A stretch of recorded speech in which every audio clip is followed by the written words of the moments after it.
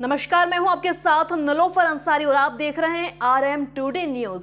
देश और दुनिया की तमाम बड़ी खबरों से अपडेट रहने के लिए देखते रहिए RM टुडे न्यूज। और हाँ, हमारी वीडियोस को लाइक व शेयर करना, साथ ही चैनल को सब्सक्राइब करना ना भूलें। आइए शुरुआत करते हैं आज की कुछ खास खबरों से। जनपद मुजफ्फरनगर उत्तर प्रदेश में आज अपने आवास पर भाकियू के राष्ट्रीय प्रवक्ता राकेश टिकैत ने कहा, भाकियू का राष्ट्रीय अध्यक्ष बनने की इच्छा नहीं है। भारत की सरकारें किसानों के हित में ठोस कदम नहीं उठाती हैं, किसानों की समस्याओं का समाधान नहीं कराती हैं, किसानों के लिए लाभकारी योजनाएं नहीं लाती हैं, MSP की गारंटी नहीं दी है, स्वामीनाथन आयोग की सिफारिशें लागू नहीं की हैं। भारत में आने वाली कोई भी सरकार यदि किसानों के हितों के लिए योजनाएं नहीं लाती तो भारतीय किसान यूनियन बराबर आंदोलन करती रहेगी। भारत के भाकियू कार्यकर्ताओं को किसान हित में सजग प्रहरी बने रहने के लिए संदेश भी दिया। संवाददाता आज मेरे साथ हैं भारतीय किसान यूनियन के राष्ट्रीय प्रवक्ता चौधरी राकेश टिकैत जी।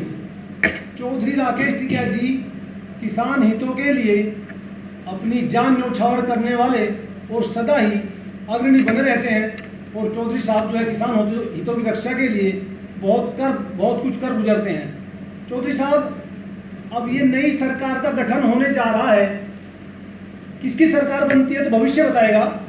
आप नई सरकार से क्या क्या अपेक्षाएं रखते हैं? देखो, मुद्दे MSP गारंटी कानून, स्वामीनाथन कमेटी की रिपोर्ट, ये दो बड़े इशू रहेंगे। बेरोजगारी, महंगाई, ये इशू हैं। भूमि अधिग्रहण और कर्जा माफी, ये सारे किसान के इशू रहेंगे। मजदूर का, जो भूमिहीन किसान है, जो मजदूर है, जो दूध का काम करता है, उसकी भी बुरी हालत है। रोजगार नहीं है, ये सारे इशू हैं क्योंकि खर्चे बहुत हो गए, महंगाई बहुत है और आमदनी नहीं है। तो ये सारे इशू रहेंगे। एजुकेशन फ्री होनी चाहिए, हेल्थ फ्री होनी चाहिए। गांव का आदमी आज इलाज नहीं करवा सकता, अपने बच्चों को पढ़ा नहीं सकता, तो एजुकेशन और हेल्थ तो फ्री रहनी चाहिए। चौधरी साहब, आप बहुत लंबे समय से राष्ट्रीय प्रवक्ता के रूप में विराजमान हैं। आपने कभी ये सोचा है कि आप जो है भारतीय किसान यूनियन के राष्ट्रीय अध्यक्ष बने? ना, हमने तो नहीं सोचा। जी। अच्छा चौधरी साहब, एक बात आप बताएं, भारतीय जनता पार्टी ने किसानों के बिल माफ करने वाली बात आती है और जी किसान सम्मान निधि दे रही है, गरीबों को राशन मिल रहा है और बहुत किसानों के लिए हितकारी योजनाएं भाजपा ने चलाई है। क्या आप उन सब योजनाओं से संतुष्ट नहीं है? नहीं, कौन सी योजना चला रखी है भाई? हमारे फसलों के दाम दे दो ना। फसलों के दाम कम हैं और सम्मान निधि, अपने सम्मान निधि बताते हैं उसको, 6,000 रुपये साल को सम्मान निधि बताते हैं। और जो किसानों का पैसा, कम फसलें, कम दामों में बिकती है, जो फसलें कम पैसा मिलता है, तो उसको नहीं बताते। उनके कोई अमेरिकन डॉलर थोड़ा है 6,000 रुपये जी। किसानों का गुजारा कैसे हो? जो गांव के लोग हैं उनकी स्थिति कैसे सुधरे?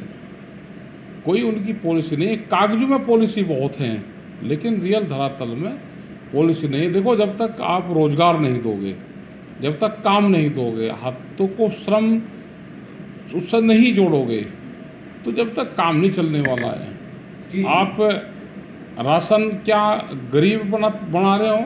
क्या मुफ्त में दे के आप आदमी को गरीब और वो बना रहे हो? तो ये नहीं होता कि मुफ्त में अनाज दे दिया तो इसका मतलब अनाज के लिए लोग हैं, और चीज़ें उनको नहीं चाहिए। उनको सब चीज़ें चाहिए, उनको वो भी आप दो। चौधरी साहब, भारतीय किसान यूनियन भारत के अपने कार्यकर्ताओं को आप क्या संदेश देना चाहते हैं?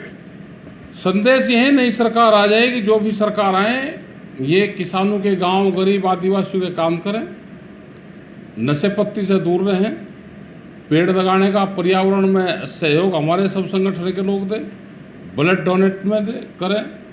तो जो सामाजिक काम है उसमें भी बढ़ चढ़ के हिस्सा संगठन के लोग लें, आपस के झगड़े फिसाद से दूर रहें, उनके फैसले करवावे, ये काम करें।